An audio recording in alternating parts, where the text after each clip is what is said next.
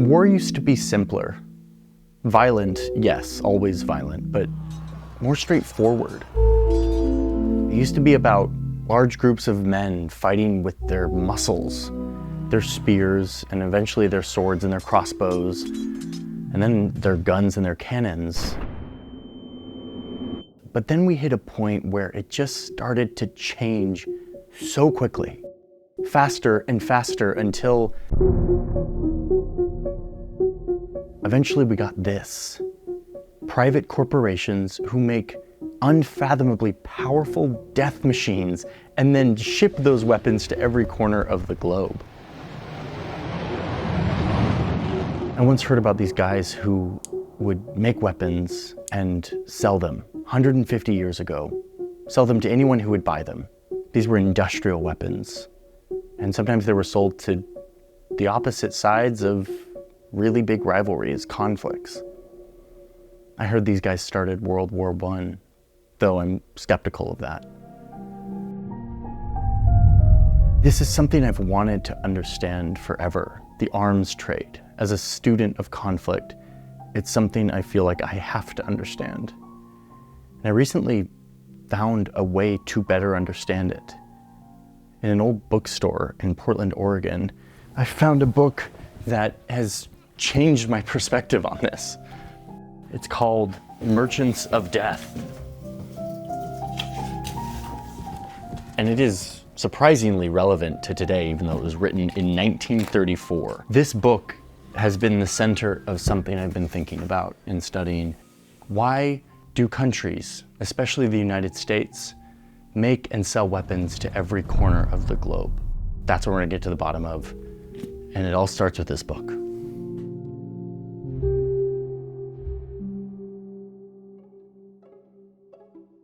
So I'll start with planting seeds.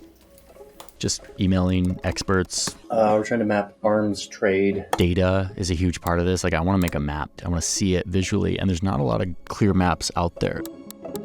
So we're going to make our own, but that's not easy. Look at my beautiful art here. Talk to the team, loop them in, let them know what we're up to. Testing 1, 2, 3, 4, 5. Big lines coming out of either side. Oh God, I don't know what I'm doing here.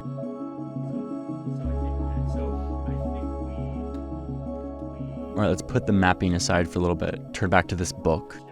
This book is what hooked me on this topic, and there's a lot here.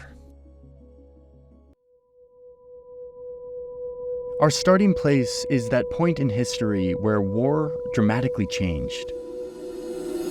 Instead of large groups of men fighting with handheld tools, war became much more about fighting with machines, bigger and bigger. This was made possible by the massive amounts of energy that were found stored in coal and oil. Now, warships could be pushed by steam instead of wind, shielded by iron instead of wood. Armies and supplies could be brought to the battlefield on trains, out with the horses and in with the trucks. It's the late 1800s and the fires are burning hotter than ever. Metal is taking the shape of souped-up cannons and guns and ships. Tools of war that were never thought possible, now flowing in abundance.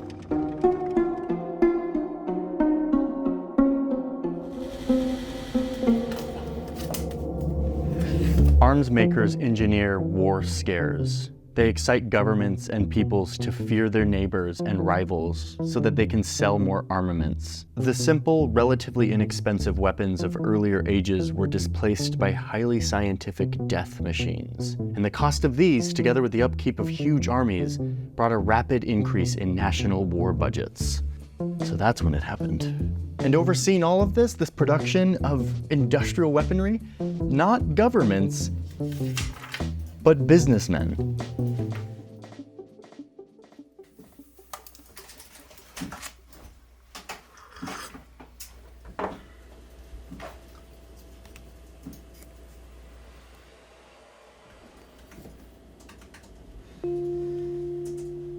But the arms merchant doesn't see himself as a villain. According to his lights, he is simply a businessman who sells his wares under prevailing business practices, the uses of which his products are put, and the results of his traffic are apparently no concern of his. No more than they are, for instance, to an automobile salesman. Still haven't heard back from a lot of experts, and still just kind of intimidated by this data set. One British arms manufacturer compared his enterprise to that of a house furnishing company, which went so far as to encourage matrimony to stimulate more purchases of house furnishings. The arms maker felt that he too was justified in promoting his own particular brand of business. Hey Stephen, Happy New Year to you. I'm curious if you can help us crunch this data. Would love your thoughts, and we'll go from there. The arms industry is undeniably a menace to peace, but it is an industry to which our present civilization clings, and for which it is responsible.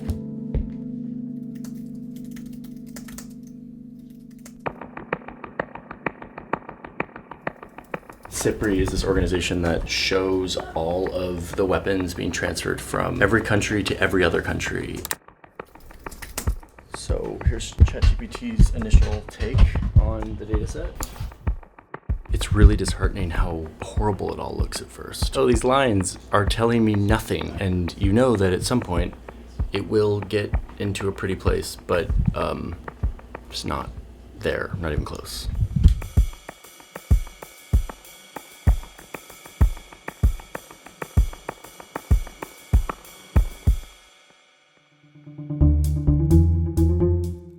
First up, Hiram Maxim, world famous as the inventor of the wholesale killing machine, a type of machine gun. Maxim invented this gun that could fire 666 rounds per minute. That was very fast, and crucially, it didn't jam like most machine guns. With his amazing invention, Maxim takes his gun out on the road all over the world to try to pitch it to different governments. He's in South Africa and France and Switzerland and Italy and Germany. His gun-selling missionary efforts eventually take him to Russia, where he was almost thrown out for looking like a foreign Jew. Man, that's like kind of aggressive. But then eventually he was able to stay and show them his gun, but they were skeptical. They're like, no gun can shoot 666 rounds a minute. But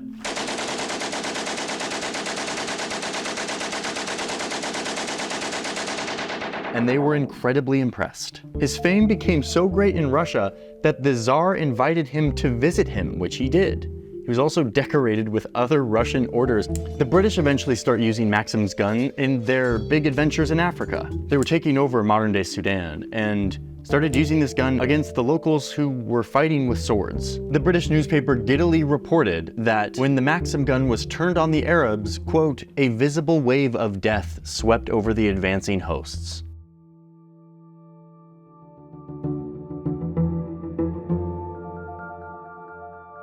In most of our wars, it has been the dash, the skill, the bravery of our officers and the men that has won the day.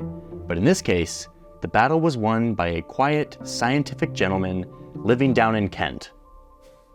Yeah, this book is so good. War was changing, and Maxim was on the front lines of it, and he was making a ton of money in the process. China hears about the Maxim gun and immediately sends someone to go check it out. The Chinese representative gets to the UK, and the first words as he stepped off the ship on English soil were, "I should like to see Hiram Maxim." The Danes passed on the gun, the king himself saying that it would, quote, bankrupt my little kingdom in about 2 hours. But the king of Persia, the Shah, wanted some of these guns. So he asked the Prince of Wales to gift him some. And this is a key moment. The Prince of Wales says that he actually is not authorized to give the king of Persia any of these guns because they belong to Hiram Maxim's corporation. Pause here for a second. Do you see how this works back in the late 1800s and early 1900s? Governments couldn't sell weapons. It was the corporations that sold the weapons. They were the ones who were in charge. It was a free market of weapons. And the weapons kept flowing to everyone on Earth. And these guys kept on making a lot of money. Which gets us to our next character in the story, our next merchant of death. Basil Zaharoff, aka the super salesman of death, aka the mystery man of Europe, because he was, quote, a shadowy figure. This guy has an insane story, and someone should make a movie about him because his story is wild, but he was the super salesman of death. He went around Europe and around the world selling guns and submarines and all manner of weapons to anyone who would purchase them. including two sides of the same war. Like Greece and Turkey, which was the Ottoman Empire at the time, were definitely like arch rivals, and they would sort of break out into conflict at any moment. Zaharoff first goes to Greece and sells them some outdated submarines that the great powers didn't want to buy, and then goes right to Turkey and says, hey, Greece just bought a bunch of submarines, you need some too. And they buy some submarines. And then he goes to Russia and does the same thing. Hey, Greece and Turkey have these submarines, they're in the Black Sea, you probably need some. And indeed, Russia bought one because of that. And this guy's commissions go through the roof. It was rumored that Zaharoff became one of the richest men on Earth because of the arms trade.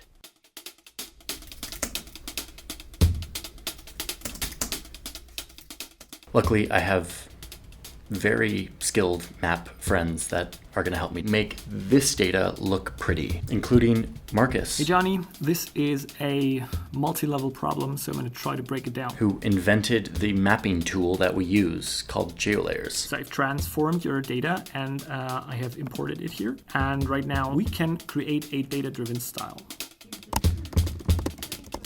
So you have all these international businessmen that were making lots of money off of this new demand for industrial weapons. The Krupp family and their steel, the DuPont family and their gunpowder, Remington making guns, and of course Alfred Nobel, the dynamite king, who did go on to repent for his sins by creating a peace prize in his name.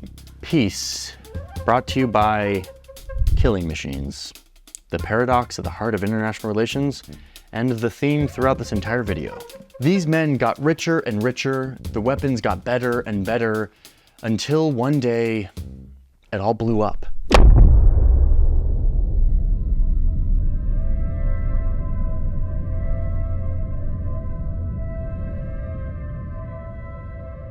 The number and variety of death machines had never been equaled.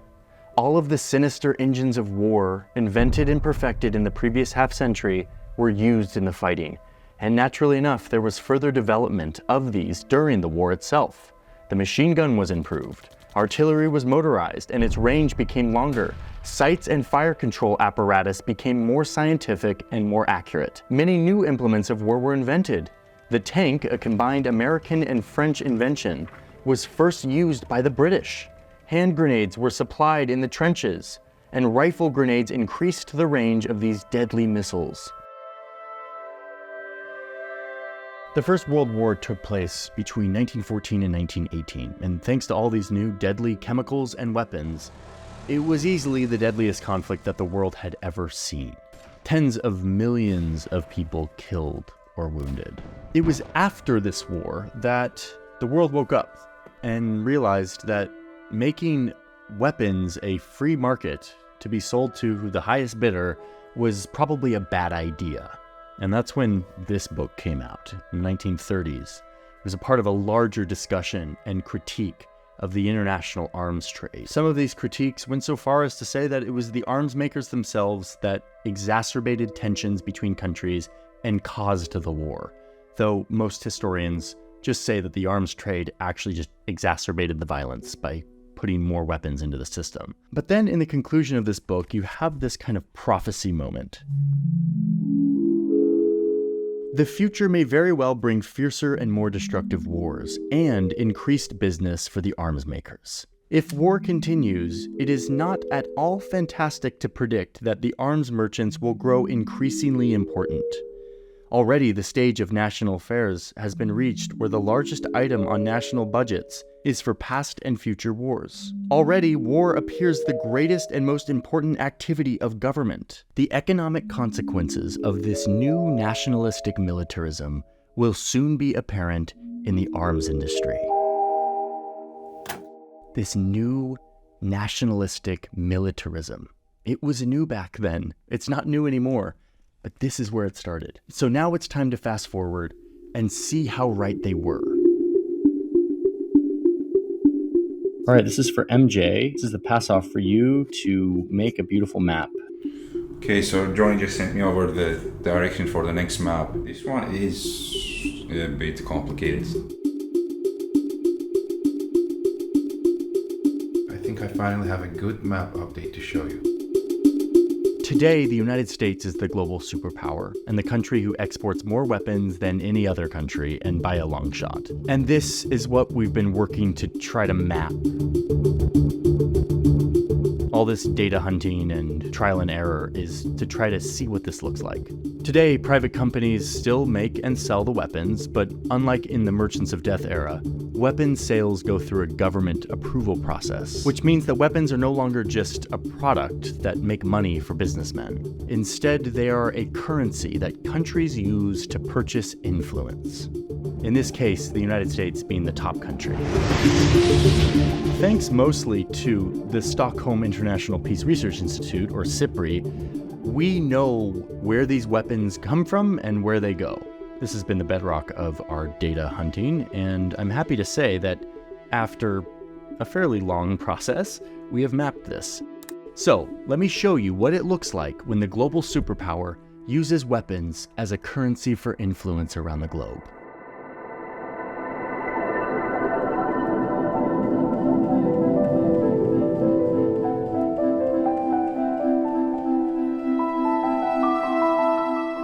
This map is pretty beautiful, and I'm really grateful for the team that helped me make it. I've got a great team, and it's helpful for seeing one really important thing, which is the expanse of US arms trade, how far it goes, how wide it goes. The thicker the lines, the more weapons flow. But this map only shows us the first layer. In reporting this story, I've realized that there's a deeper way to understand this map.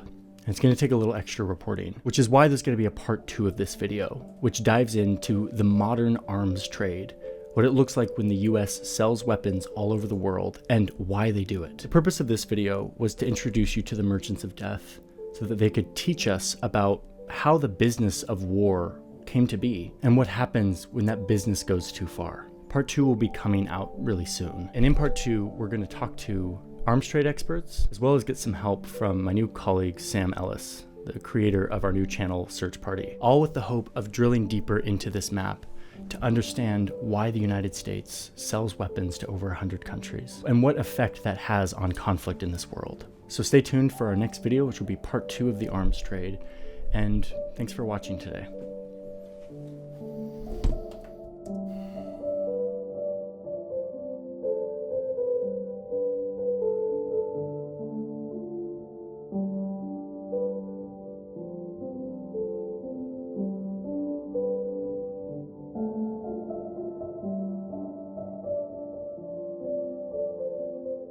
Folks, thanks for watching today's video. This was the journey. I tried to document the whole journey, and I hope you enjoyed that process. It's a very different way of making stuff for us, but I find value in bringing you into how it's all made so you can see how we got all this information. Big shout out to Search Party. I mean, Search Party, our new channel, is such an amazing journalistic project. Sam Ellis is excellent, and he really contributed a lot to this story. So go over, subscribe to Search Party, watch what they're up to. Sam focuses on geopolitical explainers, but also brings in global sports, which kind of maybe doesn't seem like it fits, but it actually does more and more. Sports are becoming a geopolitical thing, as you can see in places like Saudi Arabia, and it is worth paying attention to how the business and the geopolitics of sports are evolving in our world. So thank you to Sam and Search Party for being a part of this vid. I also wanted to let you guys know that we have an in-house composer here, Tom Fox. I've worked with him for like 5 or 6 years. He makes all the music for all of our videos. Him and I collaborate on a lot of music, and we publish that music, and you can use it in your videos for free. By free, we mean you can use it in your videos. If you monetize those videos, it will flag it and we'll share whatever revenue you have in it. If you want to license the music, you can do that as well. But for now, look at the link in the description where you can go download as much of the music as you want and use it in your videos. We just opened that up to everyone, and I think we're going to keep it open for anyone to use the music in their own videos. Big thank you to all the supporters over at the Newsroom, which is our Patreon. I am so grateful for those who support every month. We publish a behind-the-scenes vlog for all of our Newsroom members, and as well as our scripts and some other perks that you get. But really, it's about supporting the independent journalism we're trying to do here And we're very grateful for those supporters. We have a poster, I think is still in production. It may be sold out at this point. I do not know. But it is called All Maps Are Wrong. It is a poster of all the different map projections put onto one grid. I designed it last year, and I'm a map nerd and I like this stuff. If you like this stuff too, go buy the poster, help support the channel. And that's it. Big shout out to everyone on the team here who helped bring this story to life. As you can see, it's a big operation. It is a lot of effort. Big shout out to the experts we talked to, as well as CIPRI, which is the think tank we were able to get a lot of this data from.